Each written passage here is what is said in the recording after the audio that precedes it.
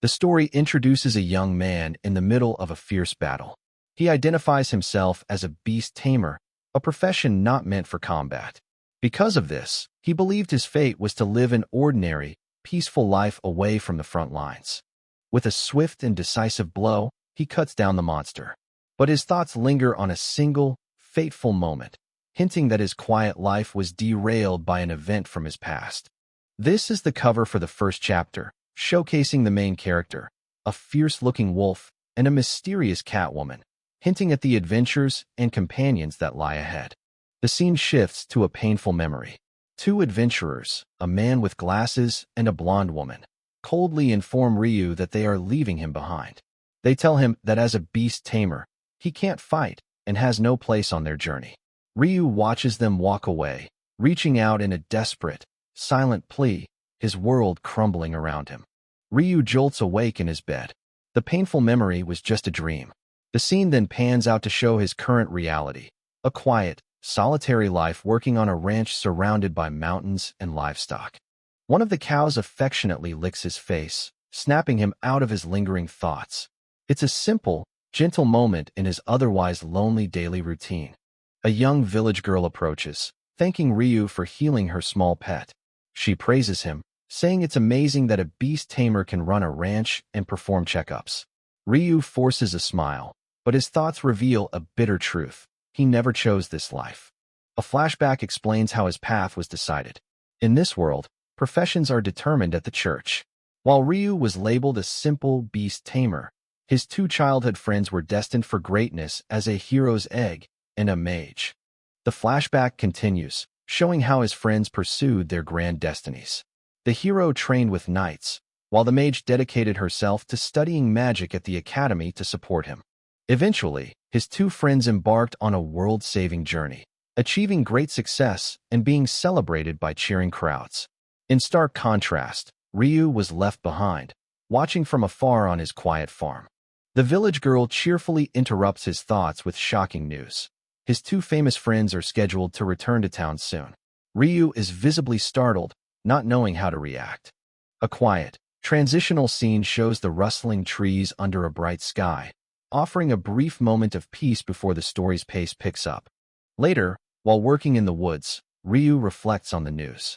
He can't believe that after dreaming of his friend's return, it's actually happening. Feeling weary, he decides to take a break. His mind drifts to another memory of his childhood.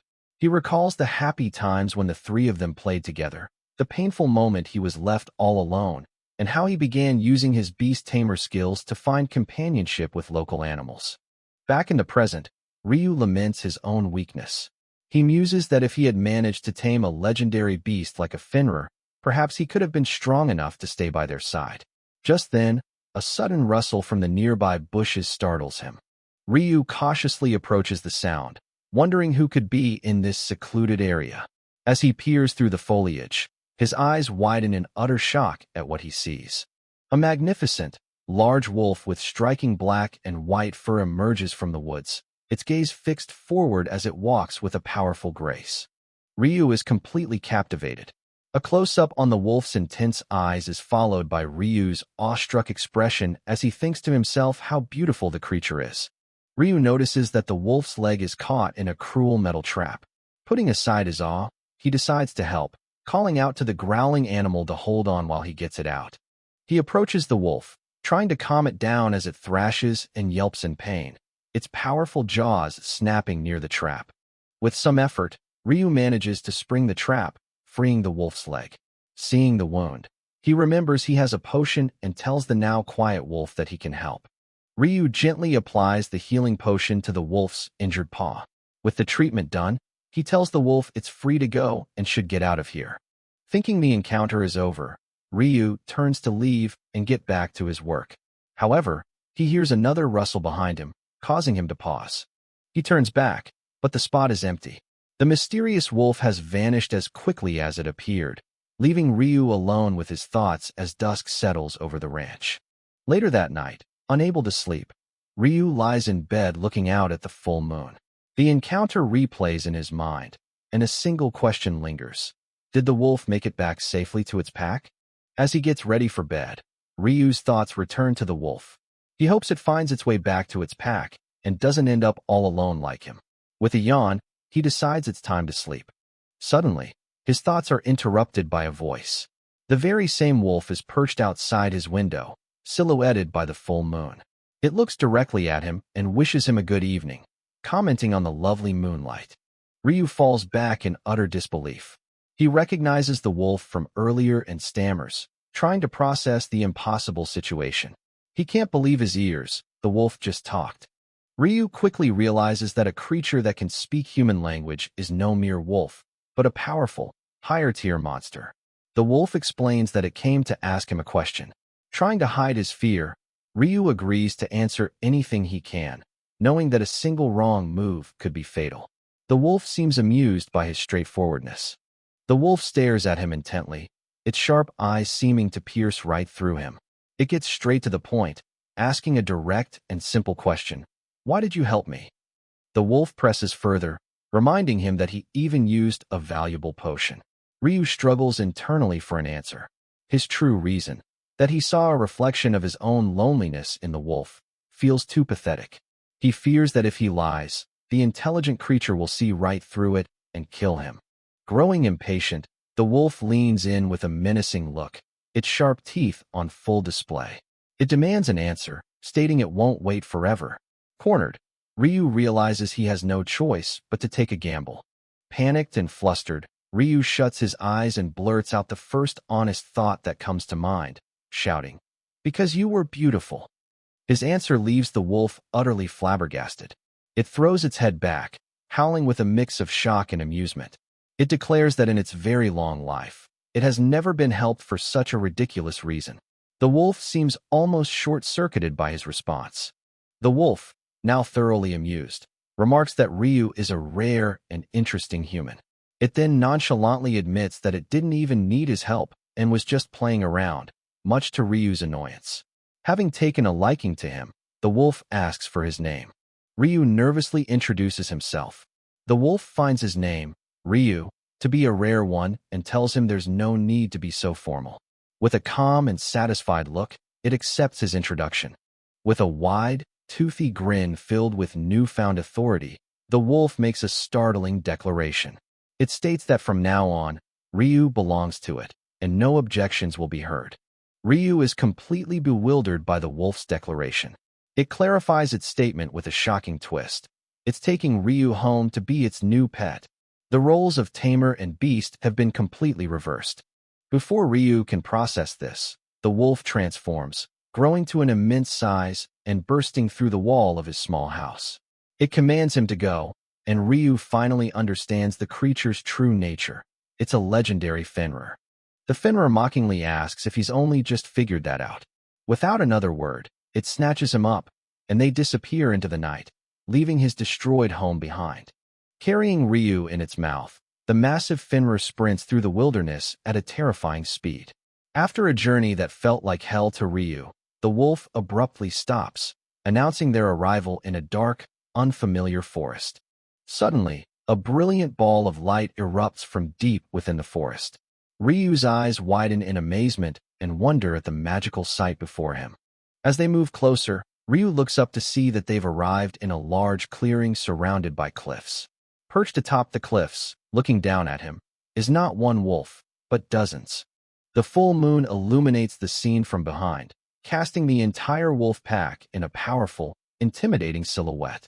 The Fenrir who brought him here lets out a howl, announcing their presence to the pack. Ryu is dropped in the center of the clearing, surrounded. He's standing before an entire pack of Fenrirs. His eyes are drawn to a particularly massive one at the top of a small rise, who he correctly assumes must be the pack's leader. A wave of terror washes over Ryu as he realizes that every single one of the 30-plus Fenrirs is glaring down at him with hostile, hungry eyes. He can only hope this isn't his final moment. The massive Fenrir leader, who Ryu now realizes is the parent of the wolf who brought him here, snarls with fury. It angrily demands to know why its daughter has brought a human into their sacred territory. The daughter wolf responds with a shockingly casual air, simply stating that she brought Ryu back because she took a liking to him. Her parent roars in frustration, shouting that her whim is not a valid reason to bring a human to their home. The enraged parent turns its attention to the terrified Ryu. It gets right in his face, demanding to know where and how he met its daughter. Stammering, Ryu explains that he saved her from a trap back at his ranch, hoping this act of kindness might spare him. The parent wolf's anger suddenly deflates into weary exasperation. It reveals that its daughter is more than strong enough to break any human trap, and that she merely plays a game of pretending to be caught. Just as Ryu is stunned to learn his rescue was a farce, the young wolf prepares to reveal the true reason she sought him out. The young Fenrir defends her actions to her furious father. She explains that Ryu isn't just any human. He's a tamer capable of performing medical diagnoses. She brought him here in the hope that he might be able to improve the condition of their ailing grandfather, the elder.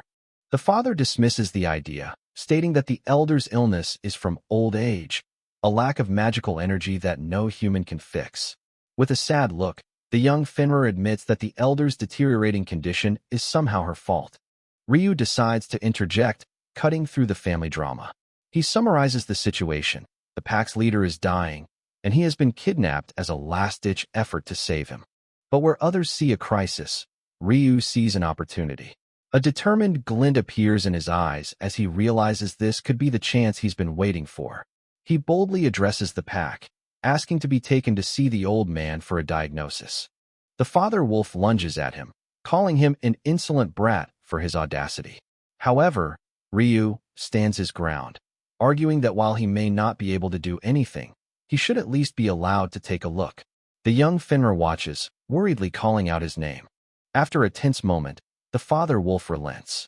Grumbling that it will be a waste of time, he agrees to let Ryu see the elder and turns to lead the way deeper into their territory. They arrive at a large den nestled between the roots of an ancient tree. Inside, a very old and frail-looking Fenrir lies curled up, appearing weak and barely breathing. The elder's eye snaps open, sensing the intrusion and weakly asking who is there. As his granddaughter begins to speak, Ryu confidently steps forward and cuts her off, ready to take control of the situation himself. Ignoring the other wolves, Ryu speaks directly to the pack's patriarch. He introduces himself as a tamer, brought here by the elder's granddaughter with the express purpose of treating his illness. The elder expresses his doubt that any ordinary human could cure him. With unwavering confidence, Ryu claims that he can. However, he then shocks the entire pack by stating that simply healing him provides no benefit, and he wishes to make a deal. The father wolf erupts in fury, convinced Ryu is a charlatan trying to deceive them, and prepares to kill him. His daughter pleads with him to wait. Cutting through the noise, the elder calmly looks at Ryu and asks if he can truly be cured. Ryu meets his gaze and answers with a simple, resolute, "I can." Apparently convinced by Ryu's sheer confidence, the elder agrees to the negotiation and asks him to state his wish. A small smile appears on Ryu's face, pleased that they are getting straight to business. Ryu states his desire plainly and without hesitation. He wants to become stronger. He then adds that his motivation is the same as the elder's granddaughter's, piquing their curiosity. He explains his reasoning. The fact that his granddaughter, a powerful Fenrir, was so desperate that she sought help from a mere human shows how badly she wanted the power to save him. Ryu declares that he, too, wishes to ask for that kind of strength. A painful memory of his old comrades abandoning him flashes in his mind as he speaks. He tells the elder that he understands the deep frustration of being powerless. The elder's expression softens in understanding, and the young Fenrir looks on, moved by his words. Having heard his reasons, the elder agrees to the deal, much to the shock of the other wolves. Ryu asks what he needs to do to uphold his end of the bargain.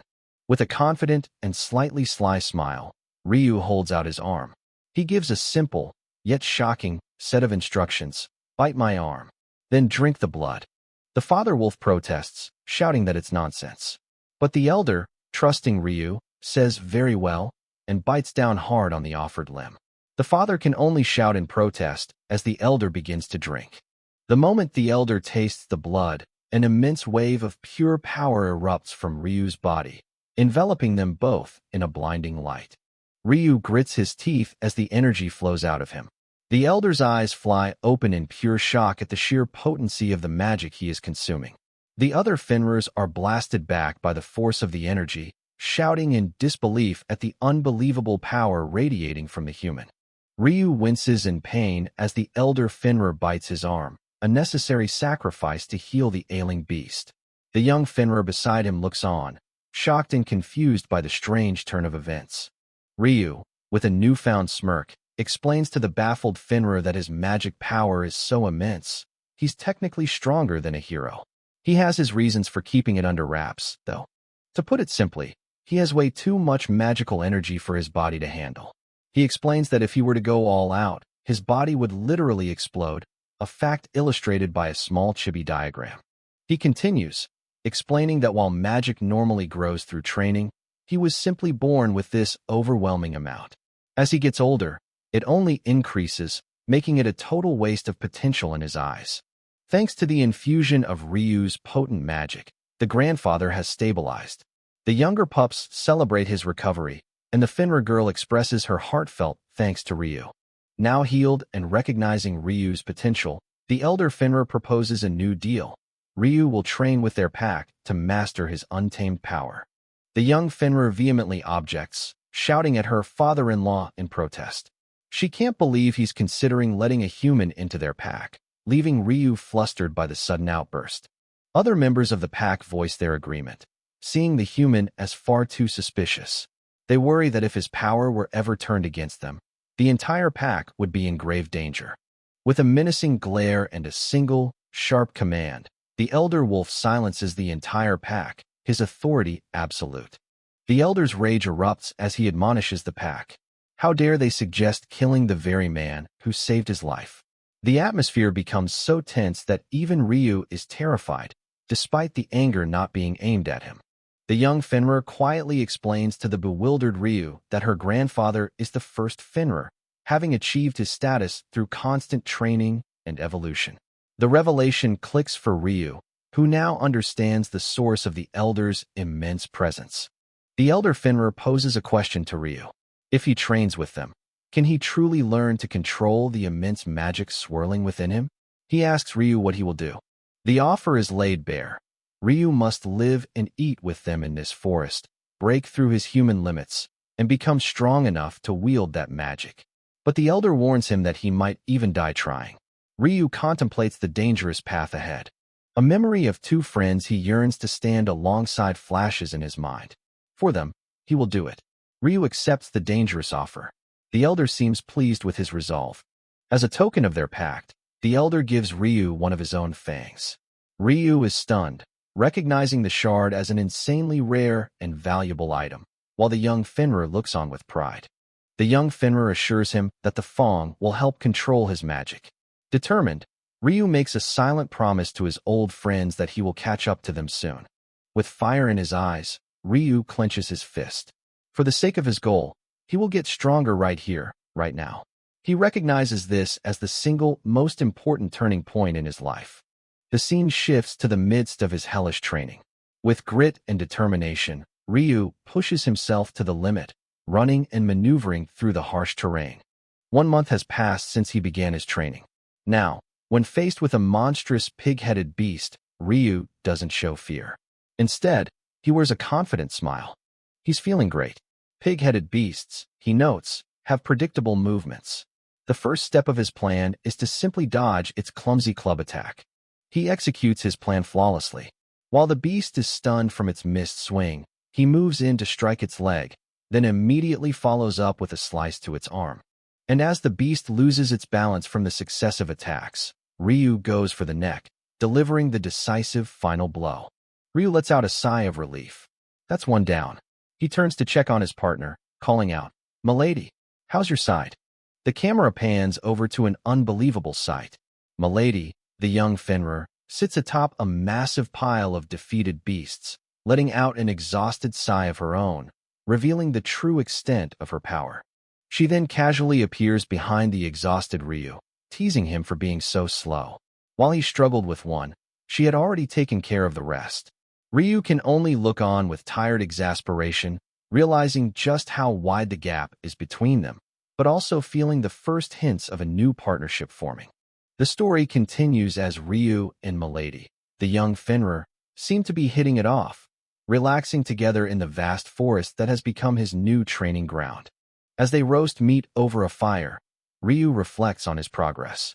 He admits that while he can handle low-level monsters now, he still has a long way to go. Milady encourages him, noting that he is definitely getting stronger. Milady recalls that on his first day of training, Ryu could barely even dodge a single attack. Ryu wryly agrees, admitting that a solid month of being thrashed by a pack of Fenrir's has certainly forced him to improve. His training regime was brutal. It involved learning survival skills, being chased by the entire pack to build stamina, and even eating mildly poisonous berries to build up resistance. Ryu complains that it feels less like getting stronger and more like just adapting to survive the harsh wilderness. Still, he has a trump card. Ryu proudly brandishes the fong he received from the Elder. It's unbelievably sharp and has become his most reliable tool. Ryu's expression turns serious. He tells Milady that he feels responsible for the Elder's recent trouble, believing it's his fault for pestering her about why she didn't have a name. Milady, however, proudly states that of course he's a big deal. He's her grandfather, and she's incredibly proud of him. Ryu explains the gravity of the situation. Naming a magical beast isn't a simple matter. It involves bestowing a part of one's own soul, a process that requires a massive amount of magic power. The Elder had attempted this naming ritual for Milady but collapsed from magical depletion, which is why he was on the brink of death when Ryu found him. Seeing Milady looking downcast, Ryu gently comforts her. He tells her not to worry, reminding her that she did everything she could to save her gramps. He adds with a warm smile that he's sure the Elder would be happier to see her smiling. Just then, another wolf approaches with a message from the Elder. He calls out for Milady, and the friendly term surprises the other wolves, hinting that Ryu's influence is causing some of the pack to warm up to her informal title. The messenger wolf, however, is not as friendly to Ryu. He gruffly tells the human that the Elder wishes to discuss his training and that he shouldn't keep him waiting. Ryu wryly notes that the pack remains as cold to him as ever. Ryu quickly makes his way to the Elder. "Gramps, I'm here," he announces. The Elder greets him warmly, pleased with his prompt arrival. Ryu expresses his concern about the Elder showing him so much favor, mentioning the glares from the messenger wolf. Milady insists it's fine since she brought him here, but the Elder interjects, stating that soon, the rest of the pack will have no choice but to acknowledge Ryu. The Elder explains that for those who harbor discontent, a show of strength is the swiftest resolution. He will give Ryu a trial. If he overcomes it, he will become a true member of their pack. Ryu anxiously asks what the trial entails. The trial is revealed. Ryu is to hunt a cockatrice, a fearsome rooster fiend bird. The Elder adds one more condition that sends a chill down Ryu's spine. He must do it alone. Ryu is horrified. A cockatrice is a major beast that even B-rank adventurers, far more experienced than him, hunt in parties. To face one solo as a novice seems completely insane.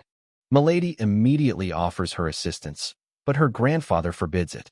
He explains that there is meaning in Ryu undertaking this trial alone, as it will be a catalyst for his greatest growth. Besides, it seems Ryu still hasn't truly mastered the power of the fong. The Elder explains the fong's true nature. It is not merely sharp. It possesses the quality of easily channeling magic power. He instructs Ryu to entrust his own power and will to the fong, and a new path shall open before him. He cryptically adds that if Ryu can realize that, then hunting a cockatrice will become a trivial matter. He tells him it's fine if he doesn't understand for now, leaving Ryu more confused than ever. The trial is set for sunset. Until then, the Elder advises Ryu to rest his body and mind, preparing for the ordeal to come. As the sun sets, the hunt begins. The massive cockatrice makes its appearance. A small, white, weasel-like creature acts as a scout, while Ryu and Milady watch from the concealment of nearby bushes. The cockatrice spots the small weasel. Its eyes glow, and in an instant, the poor creature is turned to stone. Milady watches in shock. With its power demonstrated, the cockatrice lets out a deafening shriek, its talons digging into the earth as it asserts its dominance over the territory. From his hiding spot, Ryu watches the display of power and knows he's in deep trouble. "This is bad," he mutters, a nervous sweat breaking out on his forehead. Ryu quickly analyzes his opponent. The only silver lining is its poor, bird-like eyesight. However, it also has evil eyes that can petrify with a look and a venomous snake for a tail. As he prepares to move out, Milady frantically warns him not to die or get turned to stone. Ryu calmly formulates his strategy. He knows that facing the main body and the snake tail simultaneously would be reckless. Therefore, his first priority is to reduce its number of attacks by taking out the bird part first. Ryu puts his plan into action, but the cockatrice's venomous snake tail strikes with incredible speed. Realizing his initial strategy was flawed, Ryu quickly adapts, thinking, "No, the snake first." With his training paying off, Ryu successfully dodges the snake's lunge, clearing the first hurdle.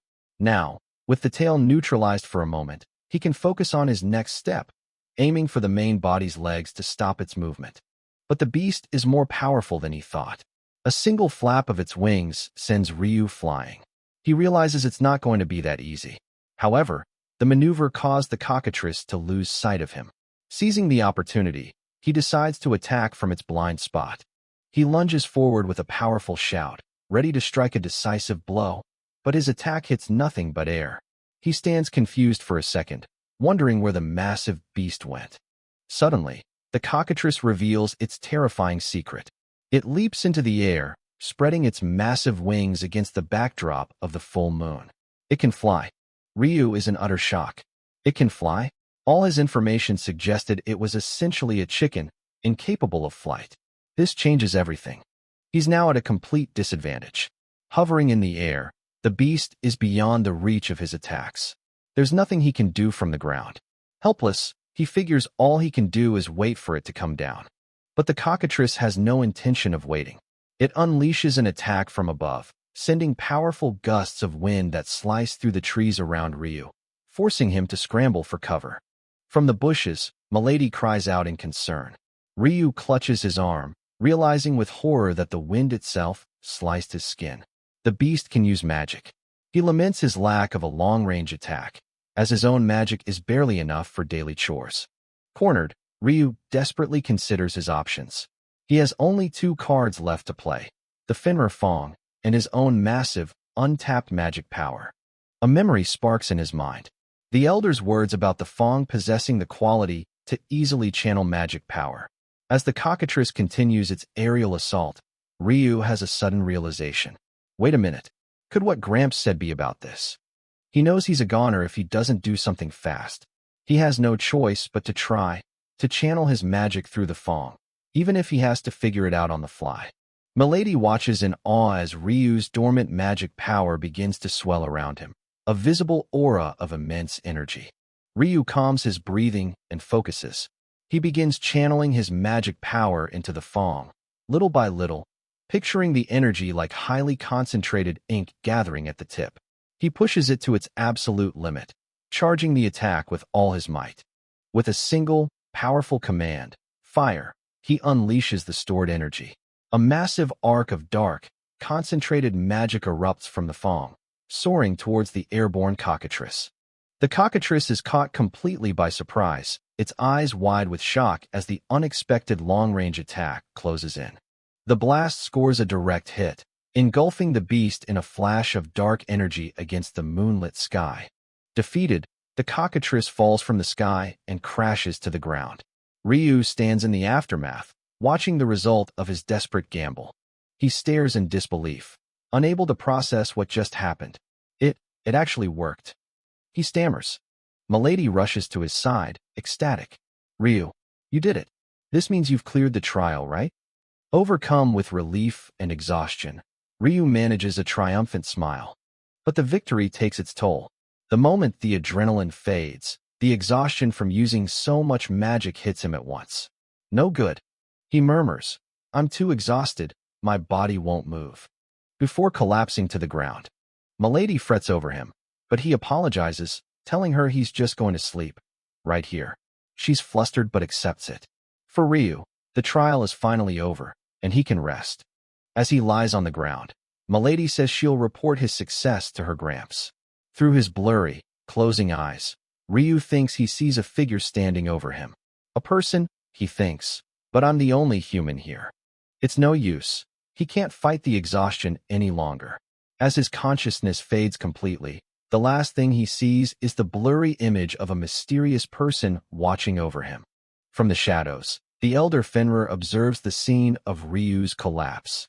Having witnessed the boy's hard-won victory, a proud smile forms on his face. Rest well, Ryu, he says softly. From the shadows of the trees, the elder looks on with pride. Ryu, he says, a pleased smile on his face. You have done splendidly.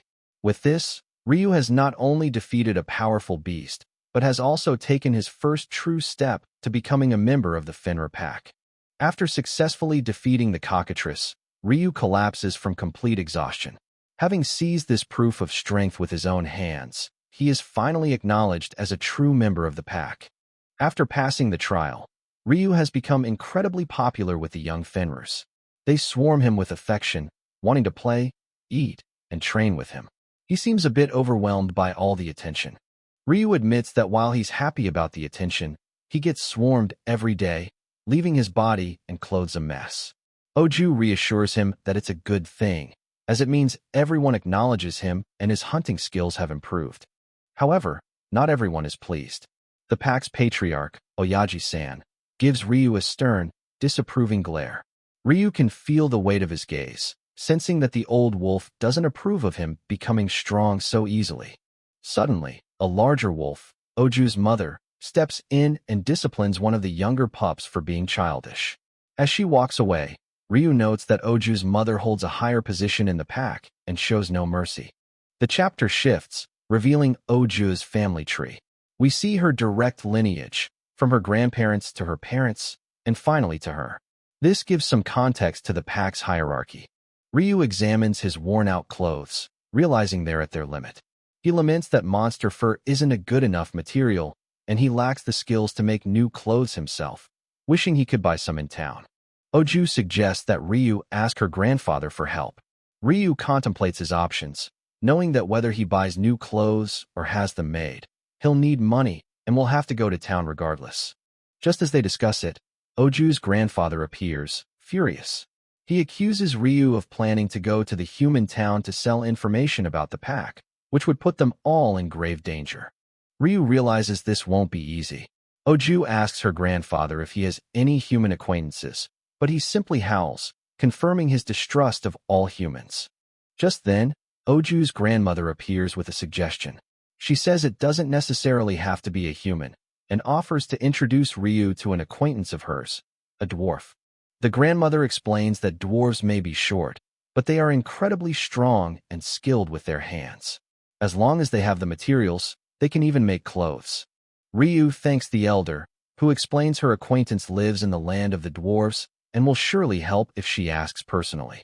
Hearing this, the grandfather gets an idea. They can send Oju along with Ryu to keep an eye on things, much to the other wolf's surprise.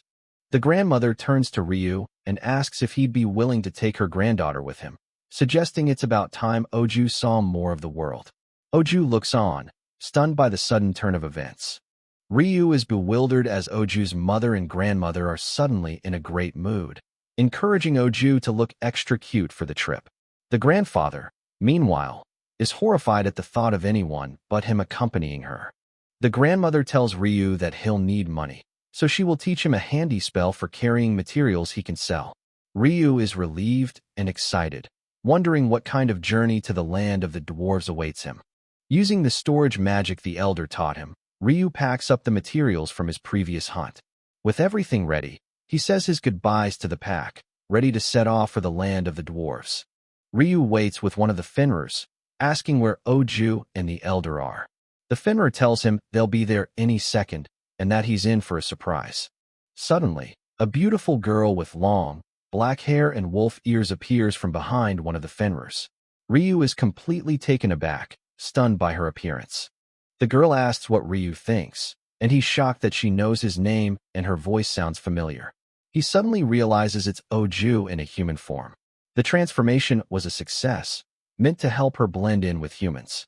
Oju explains that she has been practicing her human transformation for a long time.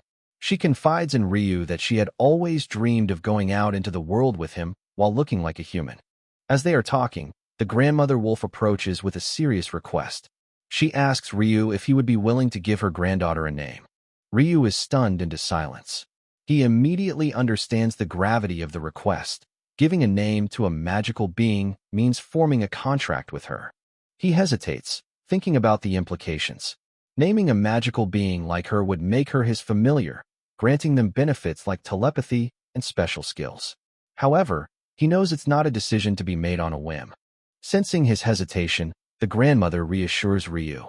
She explains that both she and her granddaughter are fully aware of what this entails, and after all they've been through together, she can entrust this to him. More than anything, she says, Oju truly wishes to receive her name from him, as Oju looks on with hopeful anticipation. Moved by their trust and Oju's earnest desire, Ryu makes his decision. He agrees to form the contract. Oju quietly accepts, and the two face each other, preparing for the ritual as the grandmother steps back, watching with approval. The contract is sealed when Ryu calls out the name he has chosen for her, and she accepts it. With his hand on her forehead, he formally names her, Ruri. The naming is complete. As they stand apart, Ruri quietly repeats her new name. Ryu, feeling a bit insecure, asks her if the simple name is no good, thinking something simple would be nice. Ruri's face lights up with a radiant smile. She exclaims that the name is perfect and thanks Ryu profusely. The grandmother wolf watches, pleased that the contract was a success. Full of energy, Ruri declares it's time for them to go. Ruri, now officially named, cheerfully says goodbye to her family. She calls out to her grandfather, grandmother, and mother, but comically forgets to mention her father, who stands by looking utterly dejected. And so, their journey begins. The two travel across open plains, with Ruri excitedly taking in the sights. At one point, she gets tired and dozes off while riding on Ryu's back. As they get closer to their destination, Ruri asks what the dwarf country is like. Ryu explains what the elder told him. It's a nation built at the foot of a large mountain mine, which grew powerful by making high-quality weapons and armor. While they walk, Ruri seems to have something on her mind. She calls out to Ryu but hesitates, finding it a little hard to say what she's thinking. She suddenly gets very close to Ryu, making him blush and ask if she isn't a bit too close. Ruri pouts, explaining that she had to act all serious back in the forest in front of everyone, implying she can be herself now. She confesses that, honestly, she wanted to be all lovey-dovey with him. Ryu realizes that Ruri is actually quite the clingy type and gives her a reassuring pat on the head. Finally, they arrive at their destination. Before them stands a massive walled city. Both Ryu and Ruri are in awe, realizing this is the dwarf country. As they prepare to head inside, Ryu stops Ruri. He asks her to change back into her wolf form, reminding her that she doesn't have an identification card. Ryu explains that most countries require identification to enter, and she might get caught at the checkpoint in her human form. It would be much smoother if she simply passed as his familiar in her wolf form. Ruri agrees and promptly reverts to her wolf form. They approach the line for immigration inspection, with Ryu asking a guard if this is the correct queue. A friendly traveler in line confirms that it is. He asks if it's Ryu's first time in Falkrown, the capital. Ryu says yes, explaining his plan to sell monster materials and have clothes made. The traveler enthusiastically agrees that Falkrown is the best place for craftsmen. The two exchange pleasantries. The traveler introduces himself as Mark, a fellow traveling merchant. They bow to each other before Mark heads through the gate. Ryu then steps up to the gate guard. He states his business, selling materials and requesting tailoring. Since he's not in the merchant guild, he plans to go through the adventurers guild. The guard asks to see the materials for confirmation. Ryu presents the monster hide from his storage. The guard is visibly stunned by the size and quality of the material and asks Ryu to wait a moment while he presumably consults with a superior. A short time later, an official from the guard post approaches Ryu and Ruri. He politely asks Ryu to accompany him back to the guard post. Ryu and Ruri are led to a comfortable room with a fireplace. The official explains that the reason they were detained is because they have something important to discuss regarding his materials.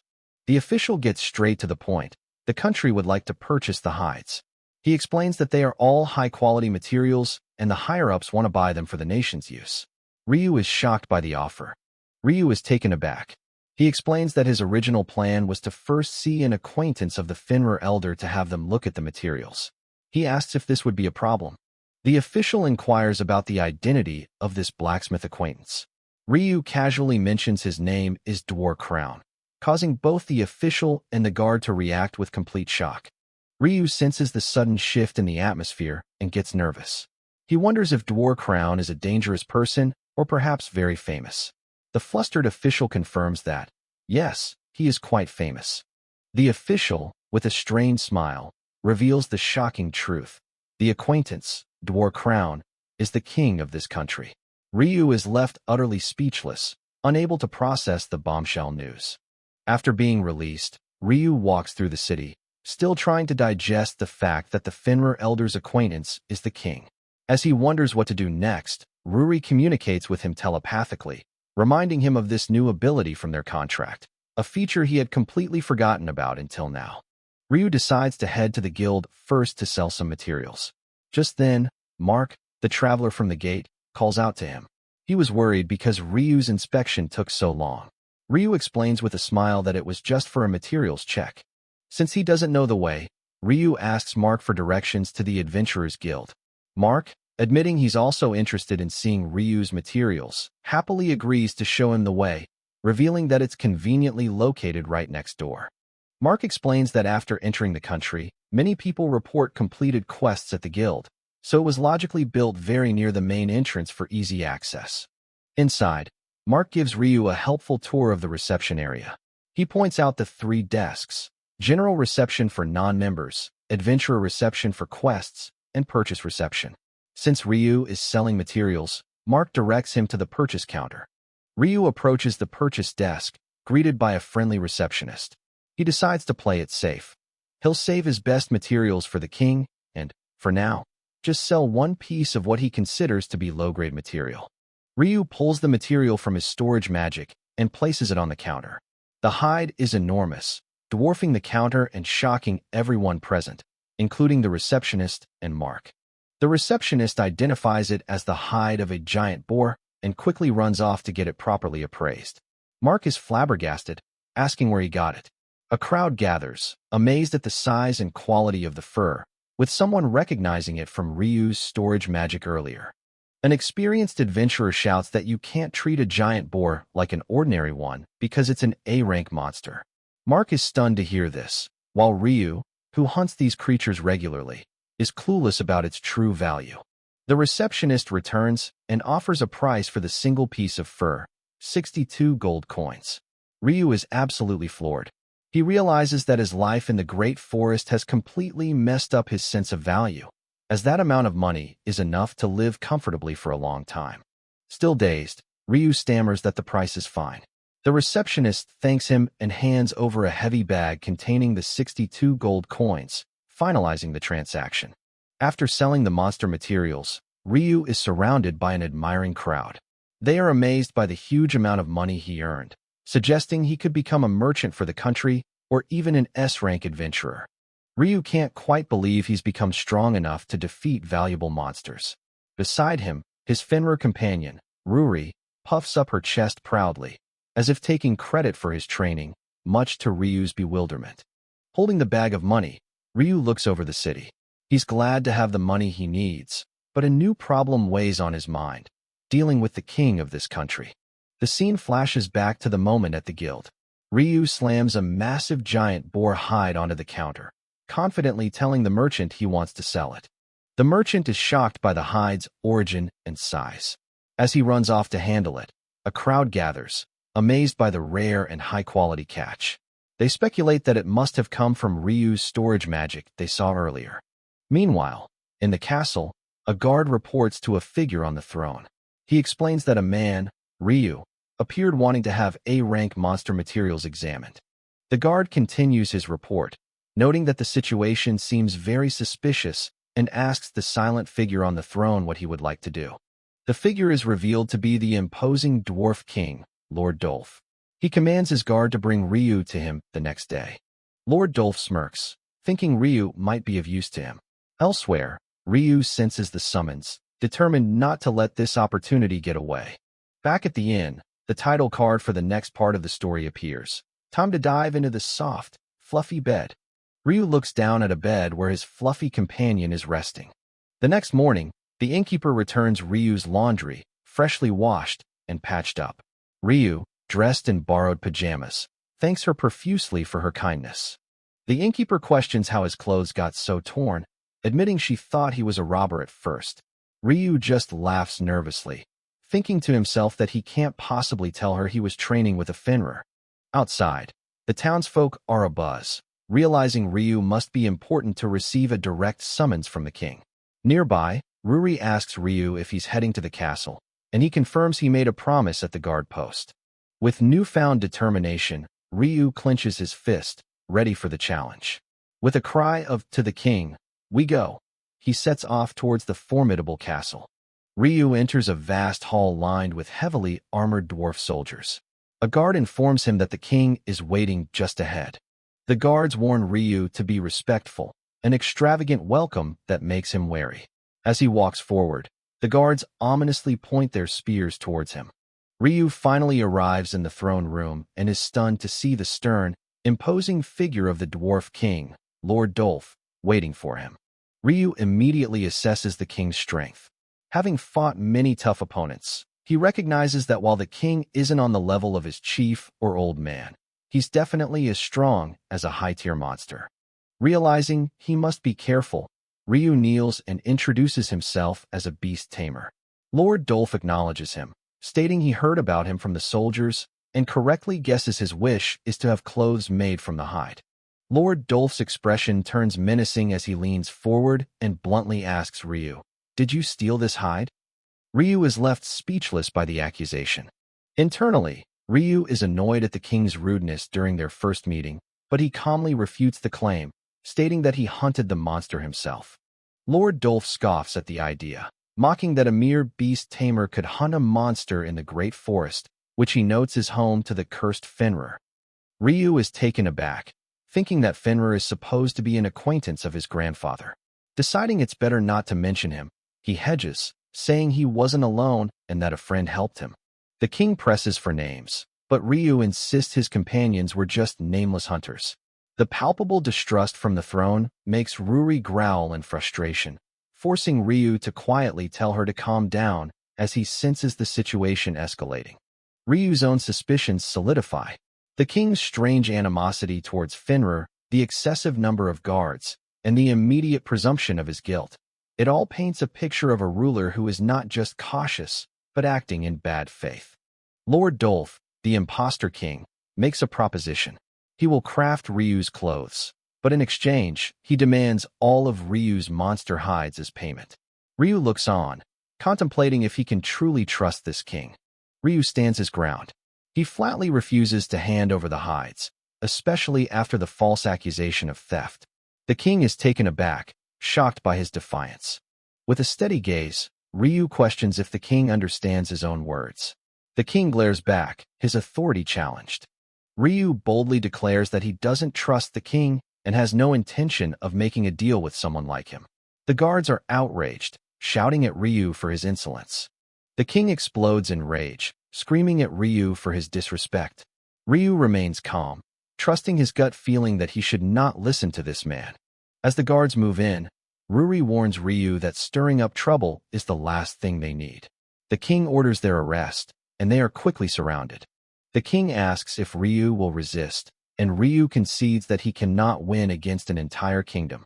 The king smirks, satisfied with his wisdom, and orders them thrown in the dungeon. A guard shoves Ryu and Ruri towards the dungeon, telling them to behave themselves as they are thrown into a cell. Inside the cell, Ryu sighs, frustrated that all their hides were confiscated. He briefly wonders if they should have fought back. Ryu laments that he couldn't go against someone who knows his grandpa. He then realizes the thong he carries is still safe, as the guards mistook it for junk. Suddenly, a voice calls out to him from the darkness. Startled, Ryu realizes they are not alone. A fellow prisoner, an older dwarf he hadn't noticed in the quiet cell, asks what he was thrown in for. Ryu explains his crime was refusing to sell monster hides to the king. He then asks the older dwarf his crime, and the man grimly replies, treason. The dwarf explains that all he did was stop a group from hunting monsters in the Great Forest, warning them they stood no chance against Fenrir. Ryu now understands why the king called Fenrir cursed and was after his hides. Ryu muses that he expected a friend of his grandpa to be an incredible dwarf, but the prisoner cuts him off, stating, "Well, he's a fake after all." Ryu is shocked. The prisoner reveals that the man on the throne is Lord Dolph, the identical twin brother of the true king, Lord Dwar. The prisoner, who is none other than the true king Lord Dwar Crown, explains that Dolph secretly imprisoned him, brainwashed the soldiers, and took the throne. Because Dolph was always a background figure, no one noticed the swap. Lord Dwar grew suspicious of the plan to invade the forest and ended up here.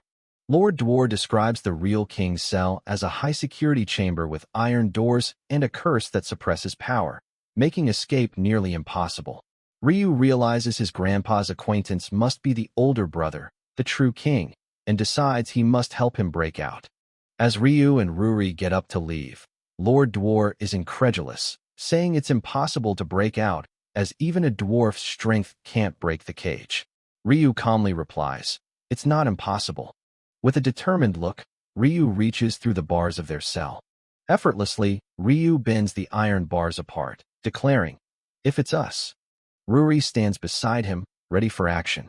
Lord Dwar is stunned, asking who they are. Ryu extends a hand to help him up, simply stating they are beast tamers and our familiars. Just that. Lord Dwar points the way, explaining that the real king, himself, is imprisoned at the end of the hall, behind a large door with 2 guards. As they approach the 2 guards, Ryu asks Lord Dwar if he can fight. Ryu declares with confidence that they will definitely save him. Lord Dwar admits that while he is a warrior, he's helpless without a weapon. Ryu tells him to simply stand back and watch, preparing to handle the guards himself. As the 2 guards charge forward, demanding to know who they are, Ryu and Ruri spring into action. He gives a quick command, "Ruri, don't kill them. Just keep them distracted while I knock them out." With a nod, she's ready for the fight. As the guard lunges forward with his spear, Ryu calmly assesses the attack, unimpressed. Ryu easily dodges and strikes the guard down. After his intense training, he finds the dwarf soldiers move slower than Fenrir's and are easier to read than the monsters he's fought, making this an easy win. Meanwhile, the other guard tries to attack Ruri, but she effortlessly catches his sword in her mouth, leaving him stunned and defenseless. Seeing the opening, Ryu swiftly moves in and knocks the second guard out with a single, precise blow. With the fight over in seconds, Ryu informs the astonished Lord Dwar that it's finished. Lord Dwar is surprised, noting that his country's soldiers shouldn't be weak, but Ryu simply says that he's been training. They finally face the large, iron door of the cell. Lord Dwar explains it's cursed, making escape from the inside impossible. However, Ryu notices that the curse doesn't seem to affect the outside of the door. Instead of trying to open the door, Ryu unleashes a powerful strike against the wall next to it, shattering the stone and creating an opening. Inside the darkened cell, the true king, Lord Dwar Crown, sits alone, having been imprisoned by his own brother. The king opens his eyes and asks who they are. Ryu introduces himself as a simple beast tamer and confirms the man's identity as King Dwar, who is surprised a tamer could have made it this far. Ryu wryly mentions how he was looked after by the false king. Lord Dwar sincerely apologizes for his brother's actions, but Ryu dismisses it, saying he has something more important to ask. Ryu gets straight to the point. He asks if Lord Dwar could make some clothes for him. He explains that he was referred by the chief of Fenrir, who knew him as a skilled dwarf craftsman. Lord Dwar is instantly suspicious, stating that's impossible since Lord Fenrir has no human acquaintances. To prove his claim, Ryu presents the thong the Fenrir chief gave him.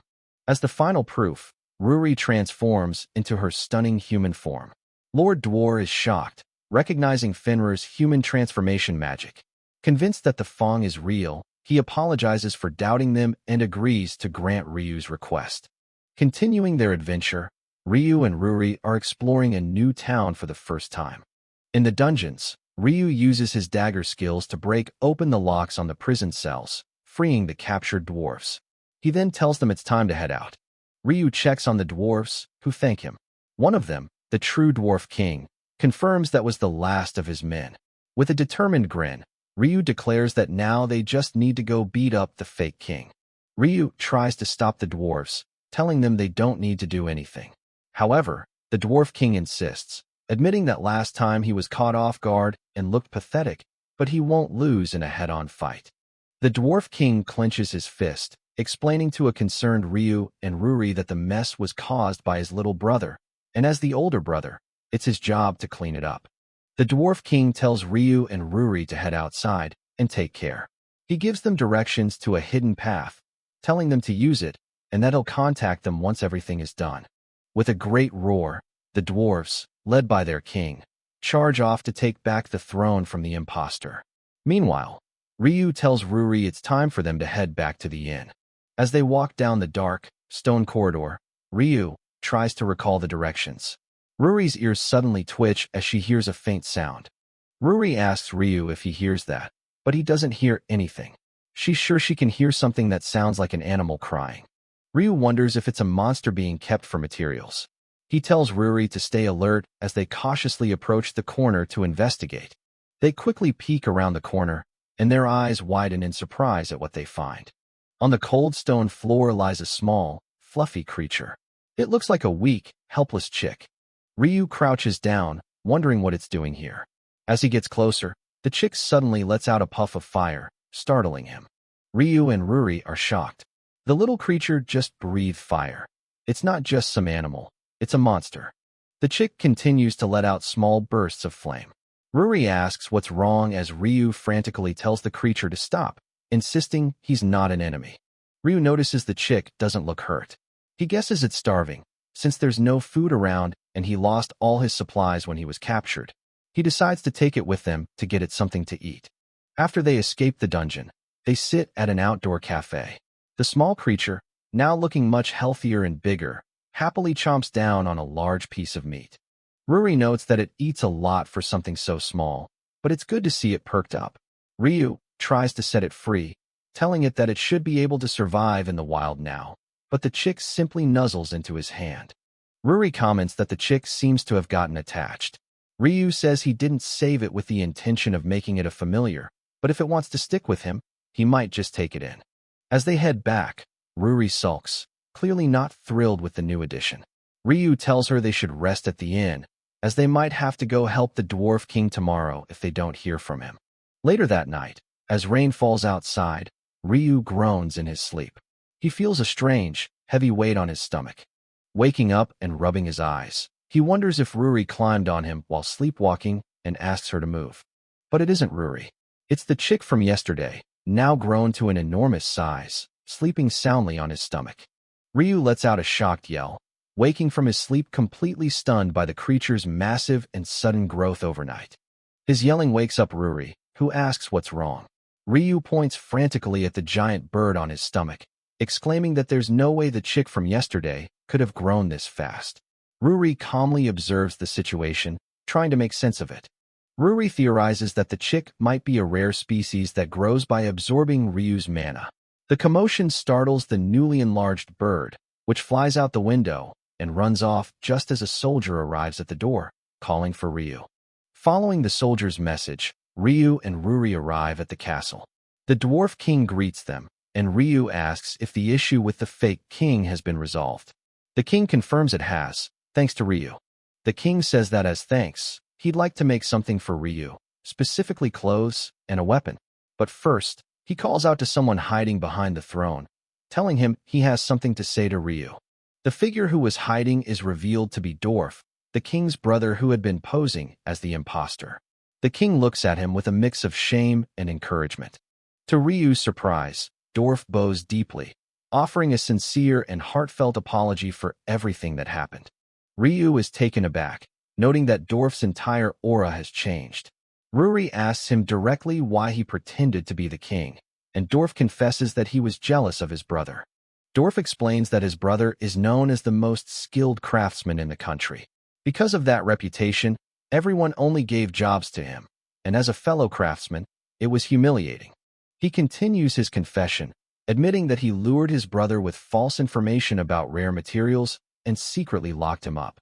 He figured that by taking his brother's place as king, he could command soldiers and finally get commissions. He tells Ryu that when he saw the A-rank and S-rank quality materials he brought, materials never seen on the market, he instantly coveted them. He had heard Ryu was a tamer and figured he could just throw money at him to get them.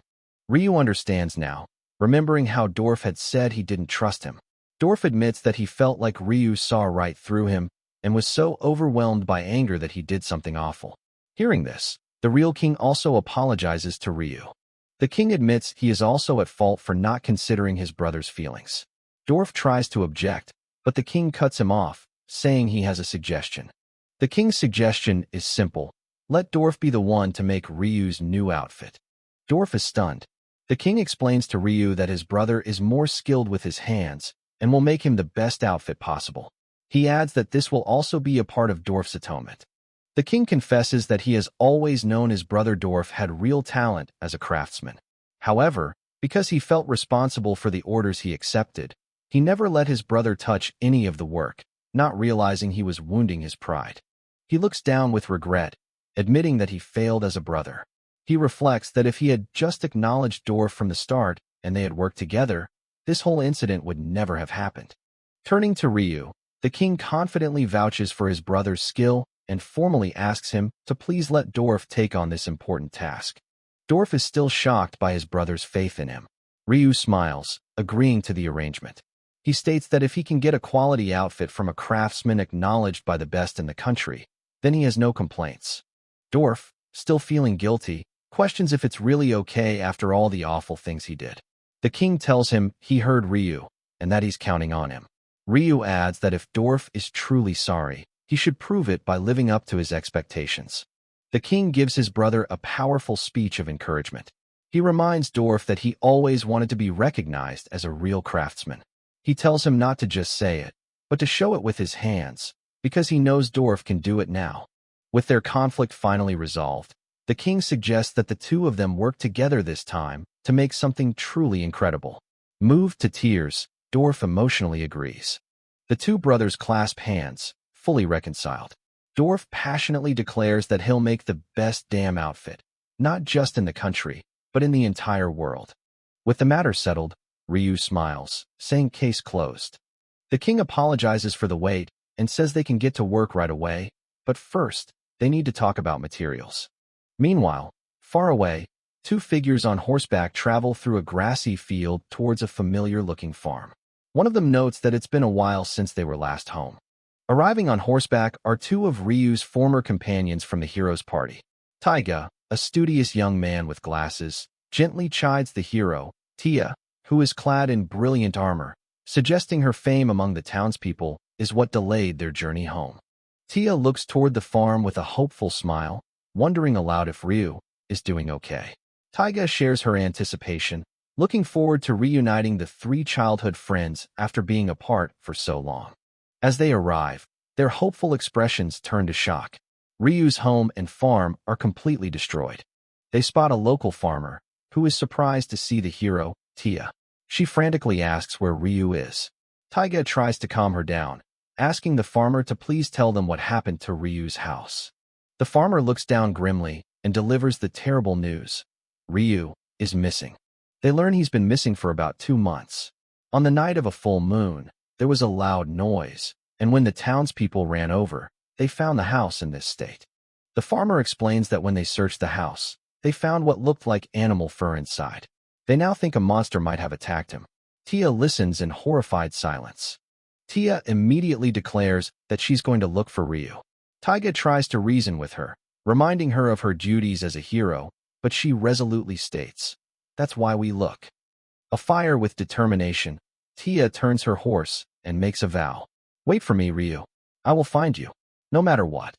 Her eyes burn with intensity as she adds that if he's dead, she's not letting it slide. At that exact moment, far away, Ryu lets out a sudden sneeze, causing Ruri to wonder if he's caught a cold. The scene shifts back to the dwarven workshop, where Dorf is hard at work, hammering a massive, glowing fong with all his might. Ryu, Ruri, and the king watch on. Dorf inspects the enormous fong, which remains completely unscratched despite his efforts. Ryu and Ruri look completely exhausted from helping. The story continues as Ryu, Ruri, and Dorf attempt to forge a new weapon, a task proving much more difficult than they imagined. Dorf throws his arms up in frustration, exclaiming that the flames are gone. The king sighs, noting they've made hundreds of attempts with no luck. He says the Fong, which belonged to Ruri's grandfather, is just too tough. The king muses that since it's Lord Fenrir's Fong, they might need flames from a magical beast on par with Fenrir to even make a dent. Hearing this, Ruri suddenly has a brilliant idea. Ruri speaks up, suggesting they try using the flames of a Karura 10, which the translator's note explains is the Japanese name for a Garuda, a divine bird-like creature. The dwarves are stunned by the suggestion of a Garuda. Ruri explains that it's a legendary eagle from an ancient legend, said to possess dragon-slaying power. She then turns to Ryu with a knowing look. Ruri asks Ryu if he knows of this Garuda, reminding him of the chick that was in the cage. Ryu is completely shocked by the connection. She explains her reasoning. A regular magical beast wouldn't grow to such an enormous size in a single night. Ryu saw how much it grew thanks to his magic power. She continues, stating that only high-ranking magical beasts with a vast reservoir of magic power can grow that fast. Therefore, there's almost no doubt that the little creature is a Garuda. The king immediately asks where it is, and Ryu gets nervous. The king quickly understands that the Garuda escaped. Even though it's a gamble, he declares they have to try and forge the Fong. He formally asks Ryu and Ruri to search for the escaped Garuda. Ryu happily accepts the quest, confidently telling the king to leave it to him, since he remembers what the Garuda looks like. Out in the barren lands near the castle, their initial plan fails. Ruri had hoped the Garuda would sense Ryu's magic and return, but there's no sign of it. Ryu complains that he was just used as bait. Just as they are about to give up and look somewhere else, Ruri's ears perk up. She hears something and points, exclaiming that there's a cry coming from over the hill. They rush over the ridge and find the Garuda. It's locked in a desperate battle with a large, lizard-like monster. Ruri notices something is off about the way it's flapping its wings. Ryu realizes the Garuda might be injured. As the lizard monster lunges, the Garuda is knocked out of the sky. Ryu calls out to Ruri for help. Having rescued the creature, they bring it back to the castle. As it rests, Ryu remarks that it was surprisingly close by. He begins to wonder if the young Garuda doesn't have any parents. Having rescued the creature, they bring it back to the castle. As it rests, Ryu remarks that it was surprisingly close by. He begins to wonder if the young Garuda doesn't have any parents. Ruri recalls that it was all alone when they first found it, suggesting it may not have known where to return to. Just then, the king arrives and asks about the Garuda's condition. Ryu assures him it was just a scratch and is doing fine. As Ryu is talking, the Garuda suddenly wakes up. With a loud peep, it frantically launches itself at Ryu, clinging to him desperately, much to everyone's surprise. The little Garuda nuzzles against Ryu's neck, calming down now that it's with him. Ryu gently reassures the creature that it's safe, while Ruri looks on, taking in the scene. Seeing the deep bond between the two and knowing the creature is all alone, Ruri makes a suggestion. She turns to Ryu and tells him he should make the Garuda his familiar. Ryu is left speechless by the idea. Ruri suggests that since the Garuda, which she calls Ryu, is so attached to him, it would be best for him to make it his familiar. Otherwise, left on its own, it might run into trouble again. Ryu agrees to let the creature decide its own fate. Ryu directly addresses the Garuda, asking it to lend them its strength and come with them. He makes it clear that the choice is entirely its own, with no hard feelings if it refuses. As everyone watches, the Garuda's eyes gleam with understanding before it spreads its wings and flies directly towards Ryu. The Garuda gently lands on Ryu's shoulder, a clear sign of its decision. The Garuda chirps happily, snuggling against Ryu. Ruri exclaims that it's wonderful. Seeing this, the Dwarf King declares that such a rare occasion, forming a contract with a legendary Garuda, calls for a public ceremony in the town square for all to witness. The scene shifts to the town square, which is already packed with a massive crowd of people. The crowd murmurs, wondering what's happening. The Dwarf King apologizes, explaining that as royalty, his public appearances tend to draw this kind of attention. Ryu seems a bit uncomfortable with the unexpected audience. Ryu speaks to the Garuda, explaining that the upcoming ritual will form their familiar contract. He asks it to think of this as a ceremony to become a family, expressing his hope that it will see them as family, too. The Garuda peeps cheerfully in agreement. Seeing that the Garuda is ready, Ryu prepares to begin the naming ceremony. With a warm smile, Ryu bestows a name upon his new familiar. From this moment on, her name is Karen. The moment the name is given, a powerful whirlwind of energy erupts from where Karen was perched, startling the crowd. Ryu and Ruri stare in shock. This didn't happen when he named his other familiar, Ruri. In the center of the vortex, a large, glowing egg has appeared. Ryu wonders if this is Karen. Ruri, in awe, explains that it's evolution, a special trait unique to magical beasts, confirming that Karen is evolving. Ruri elaborates that evolution is how these creatures attain the form and power they truly desire, likely triggered by Karen's wish to become a source of strength for Ryu. As she speaks, cracks begin to form on the egg. The egg shatters in a burst of light, and Ryu eagerly reaches out, calling for Karen to come out. From the brilliant light, a figure emerges, no longer a bird, but a young girl who gently falls into Ryu's surprised embrace. A full view shows Karen's new human form, a beautiful young girl with reddish-brown hair and bird-like wings, as Ryu and Ruri look on in amazement. Ryu asks if she's all right, and Karen looks up at him with a bright smile, calling him Papa. She excitedly shows off her new form, leaving Ryu completely flustered by the title. Ryu asks why she turned into a human. Karen explains that it's because she was always alone. A flashback shows her as a tiny chick, wandering without a mother or friends. She continues her story, recounting how people would shout, a monster appeared, and soldiers would chase her. Ryu now understands why she was so startled by the word soldiers back then. Karen's expression softens as she says that everything changed on the day that Papa Ryu and Sis Ruri helped her.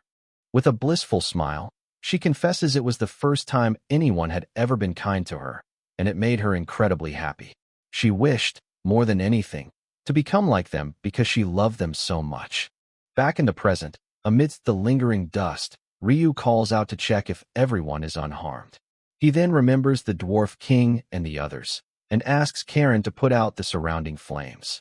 The Dwarf King storms over, absolutely astonished, and yells at Ryu, asking what on earth he did to cause something so incredibly dangerous. Ryu simply greets him and cheerfully replies that it all went well. The king, still in awe, asks about the girl. Ryu explains she is the Garuda, now evolved into a human form. Seeing the potential, Ryu suggests they immediately return to the workshop to test Karen's flame abilities, the final component needed for his new sword. The king agrees, promising to manage the bewildered crowd. As Ryu and his party walk away, a young boy from the crowd picks up one of Karen's fallen feathers, musing to himself that Ryu seems to be rather different from other humans. 1 month later, the dwarf craftsman, Dorf, proudly presents his masterpiece to Ryu, a set of custom-made leather armor. Ryu is in awe of the magnificent craftsmanship. Dorf explains that the armor comes with a heat fluctuation nullification effect. Simply put, it renders both fire and ice attacks completely ineffective against the wearer. Dorf explains they imbued the armor with this effect by weaving in Karen's molted feathers, which possess both heat resistance and absorption properties. Thanking him profusely, Ryu is told the only thing left is his sword. The sword is finally complete, a sleek, single-edged blade resembling a Japanese wakizashi. Ryu is astonished that they managed to forge a weapon from a Fenrir's Fong and notes its unusual single-edged design. Dorf explains it's a technique from an eastern land that significantly improves cutting power. Karen proudly thanks Ryu for his part. Dorf explains that while the creator would ordinarily name the weapon, he would be deeply honored if Ryu, for whom the sword was exclusively forged, would bestow its name. Caught off guard, Ryu admits he can't think of anything. After a moment's thought, he gives it a straightforward name, Wolf. Ruri amusingly comments on his simple naming sense. With the name decided, the Dwarf King suggests they conduct a public test cut before using it in actual combat. In the town square below, the crowd buzzes with excitement, eager to see Ryu perform another incredible feat. Once again, a massive crowd has gathered. The Dwarf King wryly suggests the tale of the last naming ceremony was perhaps retold a bit colorfully. He assures Ryu that he's stationed soldiers to keep the citizens safe, so Ryu agrees to begin. Before the cheering crowd, an announcer declares the commencement of the unveiling of the new sword, Wolf, forged by the Dwarf King himself. Standing alone in the vast square, Ryu receives his instructions from the Dwarf King. He is to draw Wolf and unleash his magic power into the sky with everything he's got to reveal the sword's true power. Ryu prepares to draw his blade, worried that going all out could cause immense damage to the surroundings. He resolves to concentrate all of his power into a single point to minimize any potential destruction. With intense focus, Ryu swings the sword in a powerful upward arc. His companions, Karen, Ruri, and the Dwarf King, watch with bated breath. A colossal blast of energy erupts from the sword, tearing through the sky and creating a massive, swirling vortex in the clouds. Ryu and his party stare upward, absolutely stunned by the sheer magnitude of the power unleashed. The crowd goes wild, screaming in disbelief. Karen excitedly cheers that Papa sliced right through the sky. The Dwarf King remarks that the magic conductivity of the Fenrir's Fong is in a league of its own, far beyond other materials. Just as they are about to celebrate, a citizen points to the sky, shouting for everyone to look. Descending from the heavens is a massive dragon, accompanied by other smaller dragons. Ryu looks up in shock, stammering the word Diaragon. Bokwa, title card or chapter cover. Bokwa, exact duplicate. The dragons land, and a group of 4 imposing figures disembark, their feet touching down just before Ryu and his party. The formidable group, clad in dark, fur-lined attire, stands before them. Their leader, a regal man with long, pale hair, looks directly at Ryu and greets him by name, saying it's been a while. Ryu is baffled as to how this stranger knows his name, but Ruri excitedly cries out, "Grandfather," identifying the man as the elder. The elder simply chuckles at their reaction. Ryu quickly puts the pieces together, realizing the people with the elder must be Ruri's parents. He has a moment of internal panic, comically stunned by how young Ruri's mother looks, before he quickly composes himself. The Dwarf King and Lord Fenrir exchange brief greetings. Setting pleasantries aside, Lord Fenrir's expression turns grave as he reveals the urgent reason for their visit. He has come to ask a favor of Ryu's party, because an ancient and formidable foe is about to awaken. Lord Fenrir reveals the name of the impending threat with a menacing grin, the sorceress Evil Dragon. He describes the beast, Dahaka, as a monster with 3 serpentine heads and a colossal, chalk-white body. It can use all forms of magic, and long ago, their attempt to subdue it failed because it spawns new kin from its own wounded flesh and blood, forcing them to seal it away. Lord Fenrir explains that they received word the seal is about to break, which is why they have come to prepare for battle. Ryu breaks out in a cold sweat, realizing the scale of the monster they're up against. The elder formally asks Ryu and his companions to lend their strength. Ryu is initially terrified at the thought of fighting a dragon, but Lord Fenrir reassures him, stating that after his training, Ryu can fight better than most. Bolstered by the elder's confidence, Ryu agrees to help, especially since it's a request from Ruri's grandfather. He asks where this Dahaka is located, and the elder reveals it is in the Dragon Kingdom. Lord Fenrir clarifies that the beast is sealed in a cave near the Dragon Kingdom, and this will be a joint operation with the Dragonkin. He urges them to leave immediately, and Ryu wonders how they're going to travel. As if on cue, the giant dragon they saw earlier approaches Ryu, asking if he is indeed Fenrir's disciple. The elder introduces the dragon as his sworn brother, the Earth Staff Dragon, Midgardsormr. The dragon greets Ryu politely, who is stunned that yet another legendary class monster can speak human language, while the townsfolk look on in terror. Sensing the growing commotion, the Dwarf King encourages a swift departure. Midgardsormr declares that he will take them all to the Dragon Kingdom. As they prepare, Ruri's mother approaches Karen, noting how interesting it is that Ryu made both a Fenrir and a Garuda his familiars. She remarks that normally, the strain would have depleted his magic and killed him. Ruri's father erupts in a comical, tear-filled rage, accusing Ryu of cheating by not only stealing his daughter, but now adding another girl to his party. He vows to punish the cur, but his wife calmly tells him to stop. Ryu explains that Ruri was actually the one clinging to Karen, happy to finally have a little sister. Flashbacks show Ruri doting on Karen, washing her hair and sharing meals with her. Ruri's mother asks Karen if she feels lonely without parents. Karen says no, because Papa Ryu and Big Sis Ruri are very kind. Lord Finra adds that it's always better to have more people to rely on, and as Ruri's little sister, she's now their family too.